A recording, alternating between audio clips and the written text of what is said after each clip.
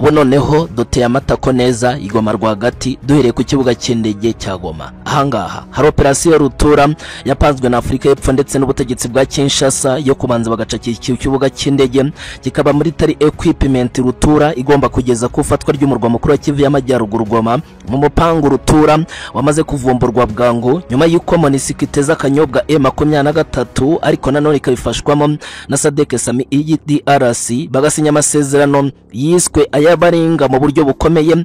Gisekedi yarabizi abona umutego we kutezwe MONUSCO ndetse n'abasirikare ba Sami DRC batega M23 igisasu cyari kigiye kubaturikana ariko ubu ngubu cyamaze kuvumburwa mu buryo bukomeye. Ni igisasu cyo gucakira ikibuga cy'indege cya Goma ndetse hakoreshejwe radar rutura zari zigiye gusubizwa ku murongo. Umuriro ukaka mu buryo bukomeye ngo bwari uburyo bwo kwifashishwa n'iki kibuga cy'indege kugira ngo bavane ibikoresho byabo hani Goma, ariko ubu noneho operasiyo iragaragaye. Katuze tuyinyuremo tukubwire neza akantu ko kandi hagati aho M23 AFC nyuma yo gusohora itangazo bakamenyesha isi yose ko bagiye gushaka ndetse bakanacakaza SADC ndetse n'abasirikare ba MONUSCO bari hani Goma rwagati. Ubu tuvugana abakomando barenga byibura 400 bazengurukijwe ibibuga by'indege, abandi bazengurutswa ibigo bya gisirikare baherereyemo hano mu Gonga rwagati, abandi hano hafi n'ikibuga cy'indege. Bari kubwira abasirikare ba SADC na MONUSCO ko uri bwongere gusohoka afite intwaro arafatwa nk'umwanza agahita araswa bwango nyuma y'uko bari gutegura umugambi w'isakari ryo kujya gustahura aba FDLR n'abafahodese n'intwaro zabo zose zigasorwa bwangu. Ibitari ibyo bakabirukana na nabi bakava muri uyu murwa mukuru nyuma y'uko bisize insenda kubera ibitero bikomeye cyane batangiye kubagaho mu buryo bukomeye. Hagati aho makuru y'ubutasi yamaze kuvumburwa arerekana neza ko haduyi M23 afite hano afite ingabo zirenga byibura 7,000 hano mu murwa mukuru wa Kivu y'Amajyaruguru Goma zitegereje gufata ndetse no gukorana n'abandi bose bifuza gucakira uyu mujyi ugasubizwa mu maboko y'igisirikare cya leta bwangu nyuma y'uko bose bagambanye mu buryo bukomeye. M23 ntihafite n'abasirikare bageze no mu 3,000. Ibi ngibi byamenyekanye kuva muri iki gitondo nyuma y'iperereza rikomeye ryakozwe. Ndakubwira neza iyo abasirikare baherereye ndetse aho babarizwa n'impamvu byamaze kugaragara mu buryo bukomeye. M23 muri uyu murwa mukuru mu byago byinshi bikomeye. Hagati aho ikibuga cy'indege cya Kavumu cyatatswe kuva muri iki gitondo, abazarendo ibihumbi bari bahabyukiye mu buryo bukomeye. Mu mavideo y'urudaca yakwirakwijwe n'ibinyamakuru bikorera mu kwa Kinshasa yerekanaga abarwanyi b'abazarendo bamaze kunyanyagira mu bice byose byegereye neza Kavumu. Kugeza ubu kano kanya dufite ibice by'imirwano yabereyemo ikomeye cyane kuri tariki ya 13 ikabindimbura mu buryo bukaze. Turaje tubikubwire muri amakuru akomeye ku mutekano, politike na diplomasi. Ikaze mwese hani ku muyoboro mugari amakuru agezweho kandi yihutirwa. Ubu tugiye kwinjira akantu ko kandi niba uri mushya ngwino kandi like ndetse na subscribe maze ukoreho tubane 5 kuri 5 muri izi nkuru zikomeye.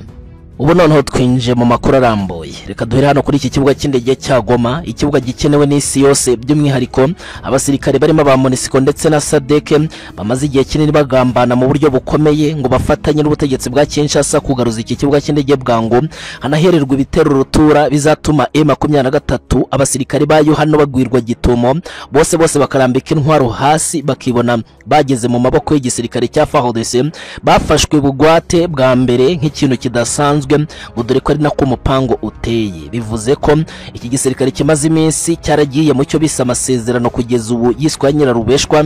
Ubutegetsi bwa Kinshasa nabwo ngo burabashuka ngo buri mu mishikirano bayanga nyuma mu buryo butunguranye cyane kubera icyo bari bizeye gikomeye ari ryo ifatwa ry'umurwa mukuru wa Kivu y'Amajyaruguru Goma nyuma y'uko M23 nayo ngo bayishize ibikori mu maso. SADC ikayishuka ngo ntishaka guca mu Rwanda bakazana iby'imishikirano bagasangira, yewe bikavugwa ko amasezerano ngo y'urudaca yashizweho umukono n'abasadeke ko bigiye gutuma ikibuga cy'indege cya Goma gisanwa ng'abasirikare bakazacisha ibikoresho byabo birimo ibikomakomeye maze ubundi ngo bakabasigira iby'igihugu cya Kongo n'abasirikare ba Kongo. Gusa ibi byari umupango munini kandi mugari wuko radari zose za gisirikare nizusubiraho ikibuga cy'indege kikongera kigakora, indege zishoboye kuhagwa zizahagwa mu buryo kugeza ubu butunguranye cyane buzaba burimo icyo bise hindimbura. Bazanye noneho icyo bita umusada karahabuta kuzaca mu kirere nanone kandi n'indege za FARDC zigeta zibona uburyo bwo gutangira kurimbagura buri kiciro cyose ndetse na buri hantu hose kuko korodine n'ibikorwa byose M23 ifite birinze uyu mujyi bazaho biherereye. Ibi byakururiye M23 kugwa mu cyaha gikomeye. Gusa nanone ivumbuye amakuru ibi bitaragerwaho nyuma y'uko bigaragaye neza ko aribwo buryo bwari bugambiriwe M23 bahise bategeka ko bagomba guca iyo baca, nubwo baca hehe baca no mu mwobo, ariko ngo ntimakibabone hano i Goma rwagati. Bivuze ko ubu ibintu byahise bisubira urudubi mu buryo bukomeye, kuko bashatse kwifashisha radari iki kibuga cy'indege cya Goma gifatwe, abandi basirikare bategereje bose babona aho bahera, ubundi uyu murwa mukuru bashiduke babuze iyo bahungira, FARDC bafate bugwate nkuko kugeza uri amaze kubipanga, nubwo biri gupfuba buke. Bivugwa ko isanwa ry'iki kibuga cy'indege gushaka gusiga abasirikare ba FARDC byose ari ibyago bikomeye byari byaramaze gupangwa n'ubutegetsi. Ariko nanone katubanze twinjire ku kindi cyiciro. Nanone bivugwa ko haduye uri hano muri uyu murwa mukuru wa Kivu y'Amajyaruguru i Goma ageze byibura ku bihumbi birenga 6 birimo abasirikare ba MONUSCO bageze ku bihumbi 2 n'abasirikare bageze ku bihumbi 5, ubwo yewe ahubwo ni 7 twari twibeshe bari hano, barimo n'abandi basirikare bafashe bivugwa neza ko araba FARDC bose bakihishe muri ibi bigo bafite intwaro rutura, kandi M23 itagiraho ubugenzuzi buretse kumenya ngo ziba mu gipangu ariko ntizi ngo zikoreshwa gute. Gusa ababakuriye ndetse n'ababaha amategeko bose nabanzi rutura ba M23 bagiye bahabwa akayabo na Gisekedi, ndetse kuva bizereyemo bagiye bakora ibishoboka byose bagapanga urugamba gake baranikusanya banga kuva i Goma rwagati. M23 zana politike bo barayihorera kuko babizi neza ko ntacyo yabatwara. Ibi ni ikosa rikomeye M23 iri gushinjwa ndetse no gutsindwa gukomeye. Byatumye hameneka amabanga y'uburyo ki aba basirikare baruta abasirikare ba M23 bari hano i Goma rwagati, kuko bo batabarirwa no mu bihumbi 5 barinze uyu mujyi wose, kandi ibikorwa byabo byose birazwe.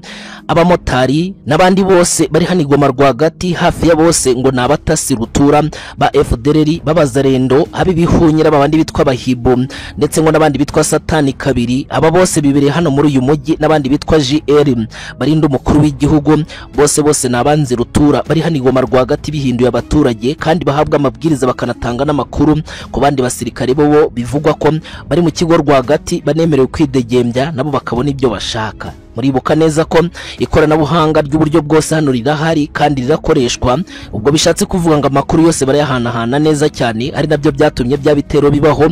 Gusa confidence za M23 zikabiburizamo, ariko noneho biri mu byago bikomeye, muri make nta kabisobye. Ibi M23 itabitabariye hafi yabigiye guhura n'ibyago bikomeye. Ibi byatumye noneho duhita twinjira hahandi yisize insenda kuri ya ngingo yacu yemeza neza ko ubu tuvugana M23 idafite icyo yitayeho, ikimara kugabwa bitero kuva ku tariki 12 mu ijoro rwagati biherese Sereka hano hafi n'ikibuga cy'indege Mugunga ndetse no muri Goma n'ahandi henshi. Abasirikare bakaraswe ivumbi rigatumuka n'ibitwaro bikomeye bitari bizwi ko binafitwe n'abasirikare ni Goma rwagati na FDLR nyinshi hano zose zihuzuye.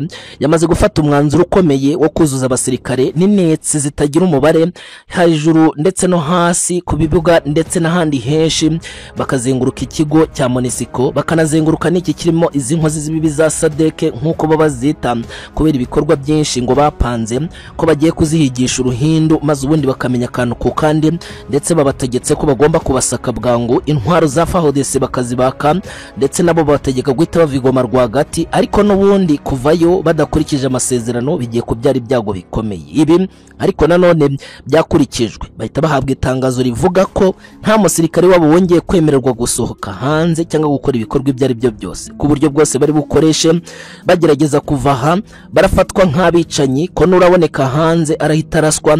Ibi bikaba byagaragariye mu rugamba rushya gusa nk'urwatangijwe mu buryo bw'ibanga rikomeye. Intare zariye Karungu kuva kuri uyu munsi nyuma y'uko zibonye neza ko ibyago rutura bibegereje, kandi ko nibadafunga Kamayi ahubwo barapfa bagashira, kuko urebye ukuntu ibintu bimeze hano rwose ibintu byahinduye isura mu buryo bukomeye. Izi ntare zimaze iminsi ziburirwa kenshi, zinabwirwa kenshi ko nizidacunga neza aba basirikare bahaduye bangana gutya bazakora ibara mu buryo bukomeye, ari nabyo byagaragaye. Hagati aho katubanze tuvuge ku by'urugamba rukumvikana muri Kivu y'Epfo Utakashusha Nyamunyonye. Izi ni misozi rutura zegereye ikibuga cy'indege cya Kavumu zaberemo imirwano ikakaye kuri iki cyumweru tariki 13.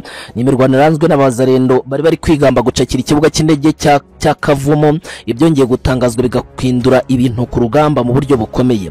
Ibinyamakuru byerekeranye na Kinshasa binababugamiyeho byatangaje insinzi kuva muri iki gitondo bikemeza ko M23 ngo yahondagurikiwe mu buryo bukomeye ngigakubitana n'urukuta rukomeye, ariko ibi abagejeje ku nsinzi bari bashaka gushakira ikibuga cy'indege cya Kavumo ibyabajabutse mu buryo bukomeye bikarangira batsinzwe, ndetse batsinzwe urugamba rwiswe rw'injyana muntu n'urupfu rweruye hano neza nkuko twamaze kubibona.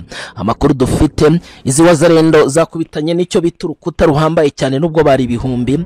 M23 irabarasa ibintu biradogera nubwo bari bamaze gukandagira mu dusantere twegeranye neza naho bita Katana, ndetse bageze naho bita Kashusha na Nyamyunyu, akaba ari naho habereye urugamba runini, ariko n'abasirikare bari hano ku kibuga cy'indege bahita batanga icyo bita ramforo. Biravugwa ko ibi bitero byose biri guturuka muri parike ya Kauzi Biega, aho M23 iri gusabwa kujya kugaba ibitero byihuse, ibitari ibyo ngigahura n'ibyago. Ubutegetsi bwa Kinshasa buteganya kuzirukana M23 mu bice byose yigaruriye hano muri Kivu y'Amajyaruguru ndetse no muri Kivu y'Epfo muri iyi minsi, kandi ngo idatinze nkuko babifitemo confidence mu buryo bukaze. Si ibyo gusa bidasubirwaho, M23 yongeye kugonga urukuta rukomeye handi Goma rwagati, yisanga mu rugamba igiye kongera guhanganamo n'abasirikare ba SADC bari mu butumwa bwa Samidi RC ku butaka bwa Kongo. Bisa nkaho bagotewe Goma hano rwagati, ariko mu buryo bumwe cyangwa ubundi bagakoresha amayeri, ku buryo kibasohoye abasirikare bari ibihumbi n'ibihumbagane handi Goma rwagati batangiye kugaba ibitero bafatanyije na FARDC. MONUSCO nayo ikabafasha. Ibyo ubutegetsi bwa Kinshasa bwahoraga busezeranya M23 ko Goma igiye kwigarurirwa burundu. Nanone kandi uburangazi M23 yagize bwo kudakurikirana ngo imenye akantu ku kandi ku bafungiye muri ibyo bigo bya MONUSCO ndetse na SADC, ubu noneho niho bigiye kugaragara neza ko ubu bigiye kuba ikibazo gikomeye, nyuma y'uko M23 ejo yisanze mu rugamba mutaho iri kurasa abasirikare imbere n'inyuma ikumva urusasu ruravuze, ibintu bikadogera mu buryo bukaze. Haribazwa niba uyu mutwe wabarinjiriwe hano Goma rwagati ngo bitewe nuko ngo batitaye kumenya akantu ku kandi ku bibazo byagombaga kubibasira nyuma, ndetse ngo bakiringagiza ko ari inyeshamba bafata Goma ngo bagatera agati mu ryinyo n'ibindi byinshi biri gusesengurwa mu buryo bukomeye. Icyo ubutegetsi bwa Kinshasa bwari bushingiyeho bujya gutangiza iyi ntambara, ndetse ngo n'uburyo ki iyi ntambara ya Goma ari imberenge mu buryo bukaze igomba gutuma ibintu bitabisubirira udubi bya nyabyo, ibyo kugumana Goma ngo bikava mu mutwe w'abantu bose. Ziko M23 ngo yashinze leta byeruye. FARDC iracyabafata nk'inyeshamba, ndetse n'ubutegetsi nuko ngaho buri hose ubu tuvugana hagabwa ibitero igihe hashakiwe hagamijwe ngo kurinda igihugu n'ibindi byinshi. Iryo ni kosa M23 yagaragaweho, ariko se yo yiyemeje gukora iki? Mu tangazo ry'agahinda ndetse n'akababaro kongera kuvugamo abasirikare kugeza bavuga ko ari abisi bose ari bo ba MONUSCO ndetse na SADC kurenga ku mabwiriza, urugamba rusha n'ibindi byinshi. Mu busesenguzi bwimbitse aka kanya tugiye kwinjiramo tubiguhayemo ikaze aho werereye hose. Nanone ngo twongere duhurire hano ku muyoboro mugari amakuru agezweho. Niba uri mushaka bari bwo bwa mbere ugeze hano, gahunda ni yayindi, reba munsi gato cyane handitse like ndetse na subscribe maze ukoreho, tubane 5 kuri 5 muri izi nkuru zikomeye tugiye gusesengura urugamba mu buryo burambuye. Mu nyandiko rutura zongeye kugarukwa n'ibinyamakuru bikomeye nka African Intelligence, RFI ndetse na AFP, Associated Press n'ibindi binyamakuru bikomeye byongeye kwemeza neza ko M23 yagize uburangare mu buryo bukomeye. Mu basesenguzi babo bemeza ko igihe bacakiraga umurwa mukuru wa Kivu y'Amajyaruguru Goma, uretse ibikorwa byoroheje byo kuba basubiza abasirikare mu buzima busanzwe, abo babuze bakumva babuze. Nanone kandi ngo bagatekereza ko abandi bazatinya kugaba ibitero kandi barikusanyije mu buryo bukomeye, ngicyo cyari ikibazo gikomeye M23 yatekereje. Ngo nanone kandi yagize intege nke mu kugenzura akantu ko kandi kubikorerwa mu bigo bya MONUSCO ndetse nanone n'ibigo bicumbikiye abasirikare ba SADC, kuko nubwo bafashwe nk'imfungwa bakaba batemere kuvamo. Isibye byo M23 nta musirikare giramo imbere, nta n'ubutasi hafite, ntizi neza n'abasirikare baba barahahungiye uko bangana. Nanone kandi ntizi ngo aba FARDC ni bande, nubwo bambara nk'abasirikare basanzwe kugeza ubu b'igihugu cya Afrika y'Epfo bahiganje. Ngo M23 ntishobora kubavumbura habe na gato, ari no mpamvu ngo uyu mukino ari muremure cyane. Kugeza ubwo ubutegetsi bwa Kinshasa bwakomezaga ngo kwemeza ko buzacakira umurwa mukuru wa Kivu y'Amajyaruguru Goma, ariko M23 ntisobanukirwe inzira ndetse n'uburyo bizacamo. Kumbe abanzi babarimo indani. Ibi byakorerwaga muri MONUSCO cyane, hari abasirikare barengaga 1200 baba FDLR ndetse n'abafahodese bakuru banze gutangwa n'iki gisirikare, ariko M23 ntigira ubushake bwo kumenya ngese baracyarimo cyangwa ntibakirimo. Ababikusanyaga buri munsi basohotse bambaye uniforme zisa neza neza nk'iza MONUSCO, ndetse bari mu modoka zabo bakarengera ahantu pembeni baba bavuganye n'abandi. Ibi byakuriye ubugambanyi rutura bwanagejeje intwaro zikomeye kubemeye kwikusanya, ari nazo zumvikanye kuva ku munsi w'ejo zirasa byanyabyo hani Goma rwagati neza neza mu birindiro bya M23, nubwo tutamenya umubare wa basirikare baba bahaguye. Nanone ibi byongeye kugaragaza neza ko intambara yeruye yongeye gutangizwa mu buryo bwa nyabwo, nyuma y'uko M23 iso itangazo ry'agahinda mu buryo bukaze ihamya ko MONUSCO na SADC iri mu butumwa bwa SAMIDRC barinze ku masezerano basinyanye na M23, kubwo bishatse kuvuga ngo ibyo basinyanye ndetse n'ibyo beremekanyijeho byose bigomba kuba bibi cyane, kuko izi nyeshamba zemeje ko aba bantu bagomba gukurwa ni Goma rwagati hatitaye ku gihe ngo byatwara ngo ikibuga cy'indege cya Goma ngo kibe cyamaze gufungurwa. Umutego babateze ngo gukomeza kugikora ngo bagategura ibisasu maze bakuriza indege zabo ibifaro. Ibi ngibi bigiye kuvaho M23 ngibirukane shishi tabona, kuko kubagumisha hano ari kwiyahura gukomeye. Nanone kandi bakabona ko ari bibazo bikomeye kuko ari bo bafatanya n'igisirikare cya FARDC mu gutara makuru ndetse no kugaba ibitero simusiga. Abasirikare bafashwe kuva ku munsi w'ejo ubwo imirambo yuzuzwaga mu gace, abandi bakemera kwiyahura mu mbonda. Abafashwe bemezaga neza ko ibitero byinshi babiteguriye muri SADC mu kigo cyabo rwagati. Nanone kandi bamwe ariyo bari bahishwe, dore n'abari bakomandazi babo bari kugaba ibitero aho bita mutaho. M23 yabakurikirana ahubwo ikumva abandi baturutse inyuma nabo ikabarasaho. Ibi bintu bikabayobera mu buryo bukomeye, bakibaza y'abasirikare bari gupfupfunuka bikayoberana. Byabahaye isura ya nyayo yo kwerekana neza ko ibi bigo bitagiye kugotwa n'abasirikare, ahubwo M23 irakurwa hani Goma rwagati vubi na nabi.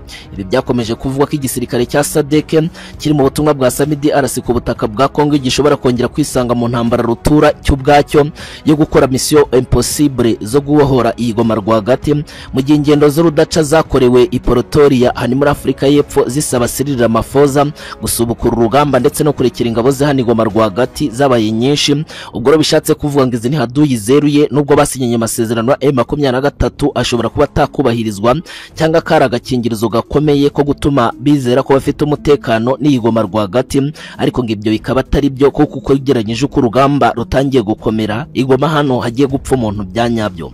Urugamba rw'Igoma benshi barunuganuze kera ko izi nyeshamba zitigeze zitekereza neza ko nubwo ngo zafashe uyu mujyi zikizera neza ko ziwufite, ngo zitazirikanye ko ari nyeshamba isaha kusanga ubutegetsi bwabagabaho ibitero kuko ari bwo buba bwemewe. Bishatse kuvuga ngo bashizemo igipadiri cyinshi, ari nayo mpamvu ngo bigiye kuba bibi cyane. Ubizi ingabo zase noneho zihabwa gasopu yeruye, zinabwirwa ko igihe ntarengwa cyo kuvana Goma rwagati zigomba guhita zigihabwa bwangu, nubwo kitigeze gitangazwa mu tangazo ry'urudaca ryongeye kujya hanze. Kubona M23 yiyamirira kuri ibi bitero bishatse kuvuga ngo ni indimbura, nubwo tutamenya abasirikare baguye mu bitero byo ku munsi w'ejo ndetse n'abakomeje kugaba ibitero hani mutaho. Byose bikomeje gukangaranya abazi neza iby'uyu mutwe ndetse n'imirwanire zabyo. Abasesenguzi muri ibyo binyamakuru bikomeye bakomeza bemeza ko SADC ndetse na MONUSCO bafite uburyo bwinshi bakoresheje ku buryo hani Goma rwagati hari abagabo barenga byibura 1000 ndetse n'1500 ugereranyije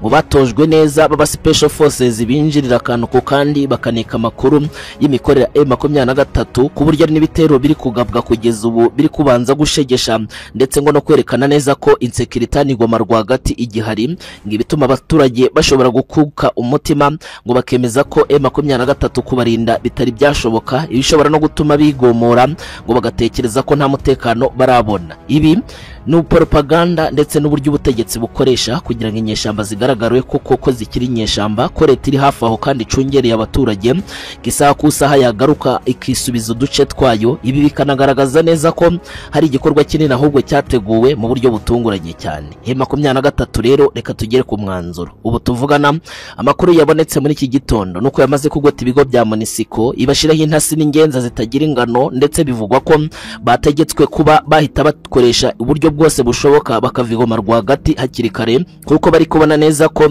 ibyo bari batekerezaga byose muri opozisiyo za gisirikare ahubwo bashobora gushiduka, ibintu byabaye bibi n'ibyicaro by'ubutegetsi bikaraswa, ibintu bikadogera mu buryo bukomeye, ku buryo n'abayobozi ba AFC M23 bari hano i Goma rwagati batizeye umutekano, igizi SADC ndetse na MONUSCO zikidegembya zigikora ibyo zishaka ni Goma rwagati.